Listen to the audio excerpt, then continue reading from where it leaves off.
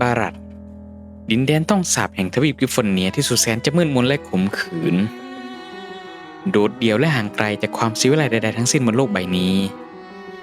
ซึ่งภายใต้การปกครองของท่านเขาผู้บ้าคลั่งแอมโบซิอุสและกลุ่มเพนตากีทำให้ความบ้าคลั่งต้องสาปแห่งแดนนี้คงจะไม่จบลงอย่างง่ายๆแน่นอนแต่เดิมนั้นแคว้นบารัตนับว่าเป็นหนึ่งในเพชรยอดมงกุฎของอาณาจักรวิเทอร์แลนด์ด้วยมีภูมิศาสตร์ที่รายล้อมไปด้วยหุบเขาเป็นแนวป้องกันจากโลกภายนอกทั้งยังอุดมไปด้วยแร่เวทมนต์หายากและยังเป็นแหล่งดินภูเขาไฟที่เหมาะสมต่อการเพาะปลูกมากๆด้วยจนกระทั่งในปี 967 ALB ได้มีผู้นี้พ่อค้าตัวหนึ่งนามว่าแอมโบรซิอุสผู้มีความปรารถนาสูงสุดในการก้าวขึ้นเป็นขุนนางซึ่งตัวเขานั้นก็ได้ใช้ทั้งเวลาและทรัพยากรจำนวนมากเพื่อที่จะสร้างคอนเนคชันและฐานอำนาจแต่ก็ยังไม่ประสบความสำเร็จสักทีจนทำให้ในท้ายที่สุดแอมโบรซิอุสก็เลยหันมาสนใจเกี่ยวกับเรื่องศาสตร์แห่งเวทมนต์แทนซึ่งในช่วงระหว่างนี้ก็มีข่าวลือมากมายว่าเขานั้นได้จมดิ่งสู่ความน่าชงนแห่งเวทมนต์บางก็ว่าเขาขายวิญญาณเพื่อแลกกับการเข้าถึงศาสตร์ลึกลับที่ไม่เคยมีผู้นี้ตัวไหนเข้าถึงมาก่อนบางก็ว่าเขาถูกเสียงลึกลับปริศนาที่ชักจูงให้เขาก้าวทิ้งความเป็นผู้นี้เพื่อเรียนรู้มนต์ดำอย่างไร้ขอบเขตซึ่งทั้งหมดนี้ก็เลยนำไปสู่เหตุการณ์ที่ในวันหนึ่งวันอันสุดแสนจะธรรมดาและสดใสในแคว้นบารัตจู่ๆก็เกิดหมอกควันและพายุติดต่อกันเป็นเวลา1 สัปดาห์ครอบคลุมทั่วทั้งแคว้นบารัตและหลังจากที่ทุกอย่างกระจ่างขึ้นแคว้นบารัตก็ได้กลายเป็นอิสระจากอาณาจักรวิเทอร์แลนด์ภายใต้การปกครองของท่านเขาผู้บ้าคลั่งแอมโบรซิอุสเจ้าเหนือหัวของเหล่าโพนี่ที่ยังคงติดอยู่ในบารัตนั่นเองแอมโบรซิอุสได้ทำการทดลองอย่างผิดศีลธรรมและน่าสะอิดสะเอียนมากมายต่อพลเรือนแห่งบารัตและได้ส่งคำเชิญชวนมากมายไปยังเหล่านักเวทนักปราชญ์ทั่วทั้งทวีปกิฟฟอนเนียเพื่อเฟ้นหาผู้ที่มีความสนใจในแบบเดียวกันซึ่งในบรรดานักเวทนักปราชญ์ที่ตอบรับนั้นก็มีอยู่ด้วยกันทั้งสิ้น4 ตัวที่สามารถดิ้นรนปักกัดตีนถีบจนเข้าตาเขาแอมโบรซิอุสอันได้แก่แอสซินติม้าลายอดีตทาสผู้ปลดแอกตนเองได้ด้วยอำนาจเหนือธรรมชาติอันเป็นแรงขับเคลื่อนให้เขานั้นเข้าศึกษาเวทมนต์ให้ลึกซึ้งยิ่งขึ้นเพื่อปลดแอกสิ่งมีชีวิตทุกตัวจากการถูกจองจำและการเป็นทาสนั่นเองลีโอโพลสคิมิเลอร์กิฟฟอนวิศวะผู้ปราดเปรื่องจากมหาวิทยาลัยแห่งกาเมียที่ต้องการพัฒนาจักรกลเพื่อช่วยประคับประคองร่างกายอันอ่อนแอของเขาจนในท้ายที่สุดเขาก็ตระหนักได้ว่าเพื่อบรรลุเป้าหมายสูงสุดนั้นเขาจะต้องประยุกต์ใช้ทั้งเทคโนโลยีและเวทมนต์เพื่อพัฒนาร่างกายของเขาไปสู่สิ่งที่ยิ่งใหญ่กว่านั้นซิลเวอร์สตาร์อนุชาของราชินีไวท์สตาร์แห่งอาณาจักรวิเทอร์แลนด์ผู้ประสบเหตุการณ์การเฉียดตายและการสูญเสียมานับครั้งไม่ถ้วนจนเกิดเป็นแผลเป็นบาดลึกอยู่ในจิตใจซึ่งนั่นเองก็ทำให้เขาเริ่มเข้าหาศาสตร์มืดเพื่อหาหนทางไปสู่การเป็นอมตะนั่นเองและสุดท้ายวิลราเลโตรากวางน้อยนักทำนายผู้สืบสายเลือดลึกลับอันเปี่ยมล้นด้วยอำนาจโบราณที่ยากจะเข้าใจจนนำไปสู่การเริ่มต้นผจญภัยเพื่อการเข้าใจในพลังและเป้าหมายในชีวิตของตนเองที่บางทีมันอาจจะเป็นสิ่งที่ยิ่งใหญ่เกินกว่าที่ใครจะคาดอย่างได้ซึ่งทั้ง4ก็ได้ถูกเชิญชวนให้เข้าร่วมคณะเพนตากีหรือสภาเวททั้ง5แห่งบารัตพร้อมแบ่งอำนาจและเขตการปกครองออกไปตามความเหมาะสมซึ่งก็แน่นอนอยู่แล้วว่าเหล่าจอมเวทพวกนี้นี่ก็มักจะหาโอกาสแข่งแย่งชิงดีซึ่งกันและกันอยู่ตลอดเวลาเพื่อบรรลุเป้าหมายสูงสุดและผลประโยชน์ส่วนตนนั่นเองซึ่งในช่วงเวลาหลายปีแห่งความทรมานและทุกข์ยากอยู่มาวันหนึ่งท่านเขาก็กลับเงียบหายไปในคฤหาสน์ปลีกตัวไม่สนใจโลกภายนอกซึ่งนั่นก็นับว่าเป็นช่วงเวลาแห่งความปราดีปีดาของเหล่าไพร่แห่งบารัตด้วยได้พักจากความวิปลาสและการทดลองอันน่าสะพรึงกลัวของท่านเขาไปบ้างแต่ก็มีอยู่สิ่งหนึ่งที่น่ากังวลใจอยู่ไม่ใช่น้อยถ้าท่านเขาหวนคืนกลับมามันจะเกิดอะไรขึ้นและต่อไปนี้ก็จะเป็นข้อมูลพื้นฐานของประเทศบารัตนั่นเองครับซึ่งสำหรับตัวประเทศบารัตเริ่มมาเราก็จะมีผู้นำเป็นท่านเขาแอมโบรซิอุสพร้อมด้วย National Spirit 2 อย่างก็คือเรือเพนตากีกับภัยคุกคามของนักผจญภัยสำหรับประเทศนี้นี่ผมว่าแรงบันดาลใจนี่อาจจะส่วนหนึ่งนะดักเก็ตดันเจียนนี่แน่นอนส่วนที่เหลือนี่ผมยังไม่ค่อยแน่ใจเท่าไหร่เพราะมันอาจจะมีแรงบันดาลใจจากในสื่อหลายๆอย่างที่ผมอาจจะยังไม่เคยได้อ่านได้ดูมาก่อนแต่ก็นั่นนะมันก็ถือว่าเป็นหนึ่งในประเทศที่ค่อนข้างที่จะแปลกมากแล้วก็มีการอัปเดตคอนเทนต์มาเรื่อยๆเลยแต่ที่ผมว่าน่าสนใจเลยก็คือการมีในส่วนของระบบผู้นำทั้ง5ก็คือเนี่ยคณะเพนตากี ซึ่งแน่นอนว่าในเกมเพลย์นี้แล้วก็ตัว Ambrosius นี้ก็ไม่ค่อยมีบทบาทอะไรมากนะในช่วงต้นเกมเพราะนอกจากว่าแค่คอยป่วนเรากับอีเวนต์แปลกๆเพื่อความสนุกซึ่งมันก็จะส่งผลดีภายใน60วันเนี่ยมันจะมีทั้งส่งผลดีส่งผลเสียคือดีนี่ก็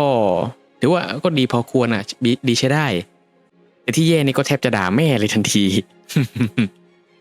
นะแล้วก็อย่างที่เห็นคือแต่ละตัวมันเนี่ยอย่างเรื่องการตัดสินใจต่างๆเนี่ยมันจะมีผลที่ต่างกันออกไปคือมีทั้งเรื่องค่าทรัพยากรค่าความสัมพันธ์หรือการ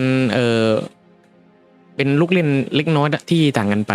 ที่แต่ละตัวมันต้องสะสมเพื่อสลับเป็นทรัพยากรที่ใช้ในช่วงท้ายเกมหรือเพื่ออาจจะเป็นระหว่างช่วงกลางเกมในบางทีก็อาจเริ่มแรกเลยตัว Silver Star นี่มันก็จะเป็นเน้นเกี่ยวกับในเรื่องของการปลุกชีพของซากศพผู้เสียชีวิตซึ่งตรงนี้นะมันจะมีในส่วนของเรื่องการไปขโมยทรัพยากรจากตัว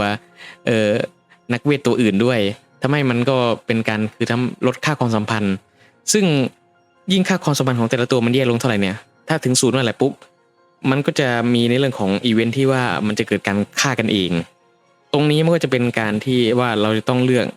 ว่าจะกำจัดตัวไหนยังไงซึ่งก็จะมีในเรื่องของค่าโอกาสความเป็นไปได้ในการที่จะรอดชีวิตอยู่กับอีกฝ่ายเสียชีวิตเพราะงั้นถ้าจะให้ดีก็คือพยายามประคับประคองค่าความสัมพันธ์ให้ดีแล้วกันเว้นแต่ว่าจะเล่นไปทางสายวิลล่านี่ก็คือช่วงท้ายเกมนี่พยายามคิวจัดการพวกที่เหลือให้ได้ให้เหลือสักแค่ตัวเดียวพอเกมมันจะได้ง่ายๆนะซึ่งเดี๋ยวผมจะอธิบายที่หลังละกันว่าเพราะอะไรถึงควรที่จะจัดการตัวอื่นถ้าเราเล่นสายวิลล่าส่วนลีโอโพลนี่ก็นะเป็นพวกนักประดิษฐ์ซึ่งคอนเทนต์มันก็จะเกี่ยวข้องกับในเรื่องของการประดิษฐ์ตุ๊กตาไขลานพวกนี้แล้วก็ S-City ซึ่งตรงนี้ก็จะเป็นเกี่ยวข้องกับในเรื่องของการใช้เวทมนต์ในการเรียกเหล่าพวกบรรดาลปีศาจจากต่างมิติเข้ามาเพื่อเป็นการขอยืมพลังในการใช้งานหรือทำเพื่อบรรลุวัตถุประสงค์บางอย่างแล้วก็ตัววิลล่าเองที่ก็นะมีเรื่องเหตุผลที่ลึกลับแล้วก็เป็นหนึ่งในตัวที่สายโฟกัสทรีนี่เล่นยากสุดแล้วในการที่จะไปเอาสายนี้นะเพราะเดี๋ยวผมอธิบายได้กันคือโฟกัสทรีของแต่ละตัวเนี่ยแต่มันจะแบ่งเป็นทั้งหมดโดยเฉลี่ยประมาณ3เฟสนะซึ่งอันนี้โฟกัสทรีมันจะถูกซ่อนไว้อยู่แต่นั่นแหละก็คือโฟกัสทรีเนี่ยคือเราต้องมันจะเป็นโฟกัสทีของพิเศษของสลับแต่ละตัวคือถ้าเราต้องการที่จะให้ตัวไหนขึ้นเป็นผู้นำแล้วก็ต้องไปเน้นโฟกัสของตัวนั้นอย่างอันนี้ก็เป็นของ Silver Star เราก็ต้องแบบมาทำโฟกัสให้มันเรียบร้อยหรือของวิลล่าที่ก็ต้องแบบเริ่มการเรียนรู้การอะไรพวกนี้ซึ่งเนี่ยแหละพอเล่นไปเรื่อยๆปุ๊บมันก็จะขยายเรื่อยๆแล้วถ้าสมมติว่าตัวละครที่เราอยากให้ขึ้นเป็นผู้นำเนี่ยมันโฟกัสทีไม่สำเร็จมันก็อาจจะมีสิทธิ์ที่ไม่มีเงื่อนไขพอที่จะขึ้นเป็นผู้นำแล้วสุดท้ายมันก็กลายเป็นว่าตัวเขา Ambrosius ก็จะได้ประโยชน์ตรงนี้ไปในการเป็นผู้นำในช่วงท้ายเกมอันนี้ก็คือช่วงท้ายเกมที่ผมว่านะก็คือหลังจากที่ถ้าไปดูโฟกัสทีนะนี่คือผมเคลียร์ทุกเฟสแล้วแต่ว่านี่ผมเล่นแบบสปีดรันหน่อยเพราะผมขี้เกียจมาแบบคือ Equestria Advance มันอัปเดตบ่อยจนผมแบบเซฟผมมันเล่นไม่ได้แล้วตอนนี้ผมก็ขี้เกียจที่จะวนไปวนมาอย่างนี้แล้วก็เลยเล่นแบบสปีดรันไปเลยคือนี่ผมรัชสายโฟกัสทีให้ได้แบบเร็วที่สุดเพื่อที่จะได้มาในช่วงเลดเกมแล้วมันจะมีในเรื่องเกมเพลย์ของการเล่นแบบเป็นเทิร์นเบสในการสู้กับพวกคณะเพนตากี้ที่เหลือซึ่งเราสามารถเลือกได้ว่าจะเป็นในกลุ่มเพนตากี้หรือกลุ่มของวิลล่าแล้วตรงนี้ผมเลือกเป็นวิลล่าก็คือเราก็จะมีค่าทรัพยากรคือของวิลล่านี่ถ้าจะให้ดีเลยนะอยากเล่นแบบสายแบบซีเคร็ตจริงๆซึ่งผมจะยังไม่ขอสปอยเพราะอาจจะไว้ใช้สำหรับในการเล่นในอนาคตวิลล่าในคนเก็บสะสมทรัพยากรเนี่ยค่าตรงนี้นะให้ได้อยู่เกิน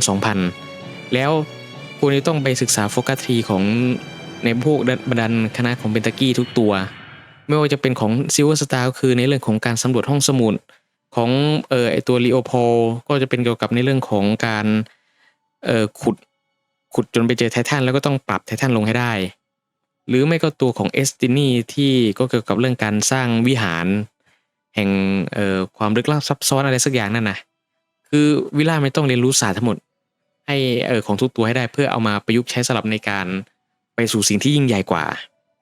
แต่นั่นแหละคือเกมเพลย์อันนี้คือแบบมันก็ไม่ได้อยู่แล้วแหละก็ผมก็ได้อย่างมากก็คือแค่จัดการพวกคู่แข่งที่เหลือจนเหลือแค่ซิลเวอร์สตาร์ตัวเดียวแล้วก็ค่อยมาจัดการมันคือนั่นแหละก็เป็นการแบบเทิร์นเบสง่ายๆไม่อะไรมากก็เนี่ยเรื่อยๆเคลียร์ให้หมดอาจจะน่าเบื่อหน่อยนะกว่าจะกดเสร็จเพราะถ้ายิ่งมีหลายตัวเนี่ยมันยิ่งนานนะแต่นี่ก็หลังจากที่วิลล่าเราชนะแล้วก็จะไปสู่เรื่องของการไปสถาปนาตนเองเป็นผู้นำแล้วแต่สุดท้ายก็ปรากฏว่าเสียงเรียกลับจากเตาปฏิกรณ์ที่เราไปค้นพบจากโฟกัสทรีที่เราอุตส่าห์ทำมามากมายอย่างยาวนานเนี่ยก็เป็นว่ามันเลือกในตัวของท่านเขาแทนก็เลยเพราะตัววิลล่านี่มันคุณสมบัติไม่พอตอนนี้นะก็เลยเป็นท่านเขาเป็นผู้นำแทนแล้วก็เริ่มเป็นโฟกัสอันนี้ ซึ่งก็มันจะถ้าผมจะไม่ผิดนะรู้สึกอันนี้สปอยเลยคือมันจะมีสิทธิ์ที่ว่าตัวท่านเขาอาจจะได้สติกลับคืนมาอยู่แต่นั่นแหละมันก็ไม่มันมากแล้วพอหลังจากได้สติคืนมาที่มันจริงมันคือสายซีเคร็ตของพระแม่วิลล่ามากกว่าและทั้งหมดนี้ก็คือเรื่องราวความเป็นมาและประวัติข้อมูลพื้นฐานของประเทศบารัตนั่นเองครับซึ่งถ้าใครมีข้อสงสัยใดๆก็สอบถามหรือลงได้ใต้คอมเมนต์เลยเดี๋ยวผมจะตอบแน่นอนแต่ก็ก่อนอื่นเลยผมก็ต้องขออภัยอีกเป็นรอบที่เท่าไหร่แล้วก็ไม่รู้นะกับการที่คลิปของเกี่ยวกับ Ecclesiastes War นี่มันออกมาได้โคตรจะช้ามากเลยซึ่งเอาจริงนะตอนนี้ผมถูกสิ่งยุไปเยอะเลยโดยเฉพาะพวกเกมหลายเกมที่ตอนนี้มันก็ทั้งออกใหม่หรือเกมที่ผมเล่นหลายเกมก็มันก็อัปเดตใหม่มาอีกไม่ว่าจะเป็นทั้ง Battle Brother ทั้ง Menace แล้วก็อื่นๆหรือไม่ก็ไม่แต่ Zenless Zero ที่ก็เริ่มเข้าซีซั่น3แล้ว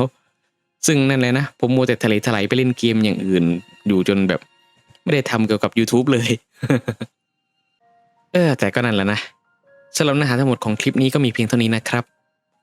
ขอบคุณครับ